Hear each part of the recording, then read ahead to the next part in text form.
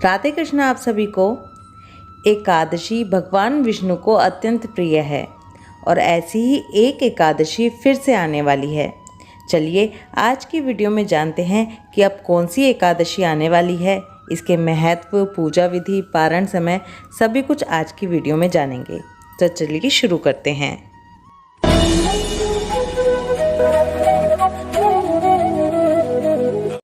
अश्विन माह के शुक्ल पक्ष में आने वाली एकादशी है पापांकुशा एकादशी।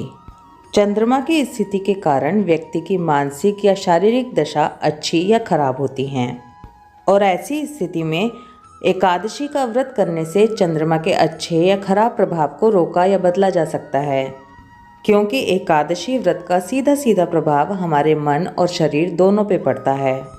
इसके अलावा एकादशी के व्रत से अशुभ संस्कारों को भी दूर किया जा सकता है। भगवान विष्णु का आशीर्वाद पाने के लिए एकादशी व्रत को अत्यंत शुभ माना गया है। पापांकुशा एकादशी का विधि विधान के साथ अगर पालन किया जाए तो हमारे इस जन्म के और पूर्व जन्म के सभी पाप नष्ट हो जाते हैं। इस एकादशी का व्रत करने से यज्ञ और तप के बराबर हमें फल मिलता है। पापांकुशा एकादशी पर भगवान विष्णु के पद्म नाग स्वरूप की पूजा की जाती है। ये एकादशी अश्विन मास के शुक्ल पक्ष में आने वाली एकादशी है और हिंदू धर्म में इसका बहुत ही महत्व है। इस व्रत की महिमा को भगवान कृष्ण ने स्वयं युधिष्ठिर को बताया था। इस एकादशी के दिन मौन रहकर भगवत भजन और भगवान में मन लगाने का विधान है। ऐसा करने से मन तो शुद्ध होता ही है, साथ ही अच्छे गुणों का समावेश भी हमारे अंदर होता है। जितना फल कठिन तपस्या करने से मिलता है, उतना ही फल इस एकादशी के व्रत का पालन करने से मिल जाता है। इस एकादशी को पापांकुशा एकादशी क्यों कहा जाता है, इसके लिए भी एक कथा है।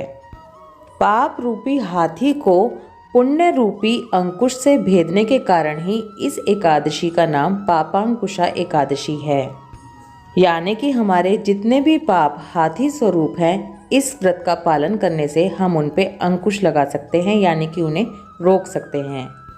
मान्यता के अनुसार पापांकुशा एकादशी व्रत का पालन करने से अपने साथ साथ माता, पिता और मित्र के भी कुल की वृद्धि होती है और सभी पाप नाश हो जाते हैं।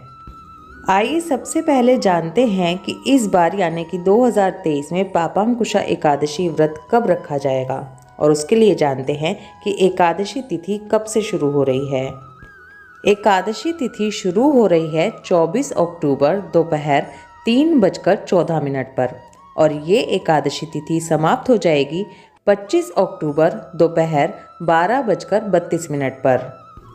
उदया तिथि को मान्य रखते हुए इस साल 25 अक्टूबर को पापांकुशा एकादशी का व्रत रखा जाएगा।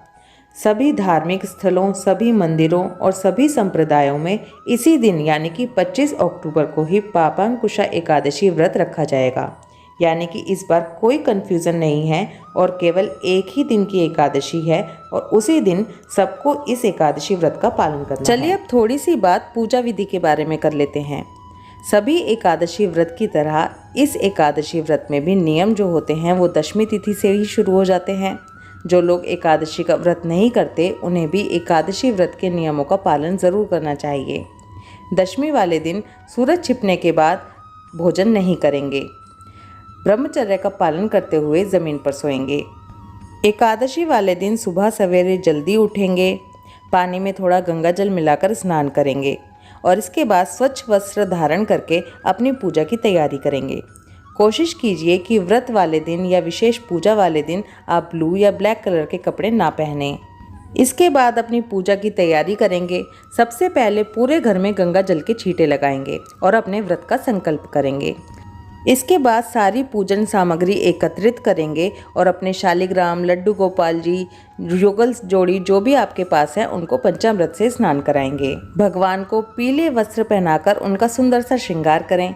इसके बाद भगवान को पीले फल, पीले फूल, पीली मखाने की खीर, तुलसी दल ये सब चीज़ें अर्पित करें। याद रखें कि एकादशी वाले दिन तुलसा जी तोड़ी नहीं जाती, इसलिए तुलसा जी पहले से ही तोड़ कर रखें। भगवान विष्णु के साथ साथ माता लक्ष्मी की भी पूजा ज़रूर करनी चाहिए। इसके बाद एकादशी व्रत की कथा सुने, एकादशी माता की आरती करें, विष्णु चालीसा और विष्णु सहस्त्रनाम का पाठ करें। पूजा के अंत में भगवान से पूजा में हुई किसी भी तरह की भूल या गलती के लिए क्षमा ज़रूर मांगनी चाहिए। इस दिन भगवान को तिल और गुड़ का भोग लगाना बहुत ही अच्छा माना गया है, इसलिए इस दिन भगवान को तिल और गुड़ का भोग ज़रूर लगाएं, खुद भी लें, प्रसाद रूप में भी बांटें और हो सके तो इसका दान भी करें। आप चाहें तो तिल और गुड़ मिलाकर उसके लड्डू भी बना सकते हैं और उसका भोग भी लगा सकते हैं। तिल और गुड़ के लड्डू कैसे बनाए जाते हैं इसकी वीडियो ऑलरेडी चैनल पर है, जिसका लिंक मैंने नीचे डिस्क्रिप्शन में दिया है, तो एक बार वो वीडियो भी ज़रूर देखें। एकादशी वाले दिन ज़्यादा से ज़्यादा समय भजन, कीर्तन, भागवत कथा सुनने में, रामायण सुनने में या उसका पाठ करने में, इस तरह की चीज़ों में ही लगाएं। एकादशी वाले दिन किसी की चुगली ना करें, झूठ ना बोलें, जितना हो सके उतना कम बोलें।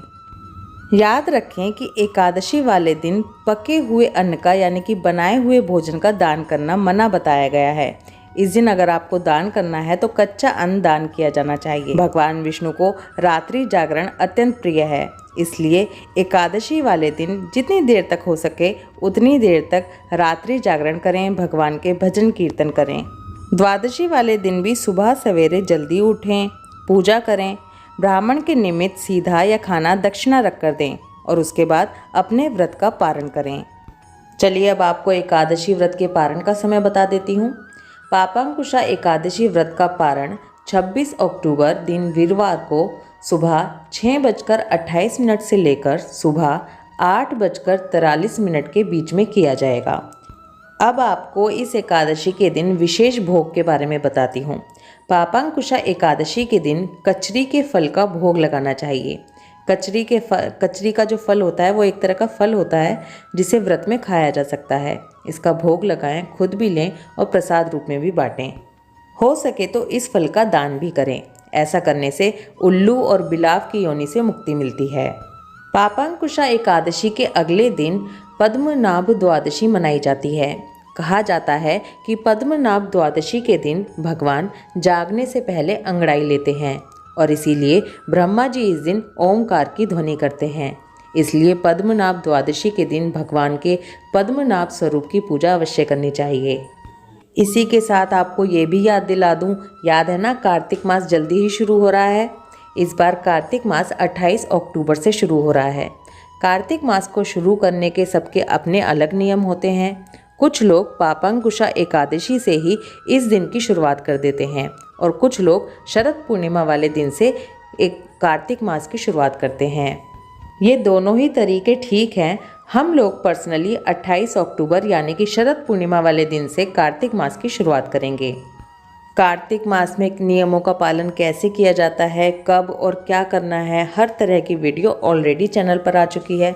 अगर आपने अभी तक नहीं देखी तो उन्हें ज़रूर देखिए और कार्तिक मास को बिल्कुल भी वेस्ट मत जाने दीजिए। कार्तिक मास के महात्म, कार्तिक मास की कहानियाँ और आने वाले सभी त्योहारों के बारे में आपको जानकारी समय समय पर मिलती रहेगी, इसलिए चैनल के साथ जुड़े रहें।